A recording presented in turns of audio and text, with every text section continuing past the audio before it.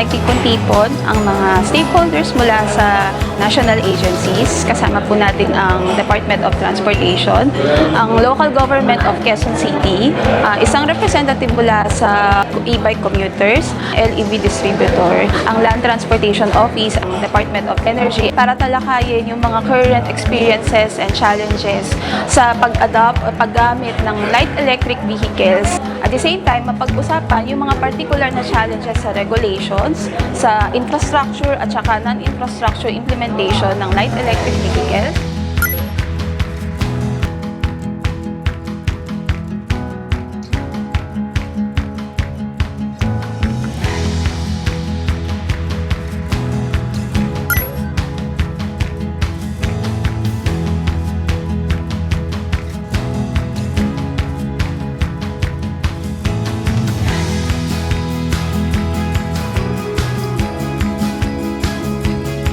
Nakikita natin na itong kampanya advocacy ng 350 Pilipinas sa pagpopromote ng decarbonization ng energy and transportation ay nakakatulong ito para mapagsama-sama natin ng iba't ibang mga stakeholders. Pag-usapan natin paano natin ang mababawasan yung air pollution na nalalanghap ng mga tao. At the same time, mapag-usapan natin paano yung mga solusyon kagaya ng electrification, ng renewable energy ay makakapag-contribute siya para sa mobility at sa improvement ng quality of life ng mga tao.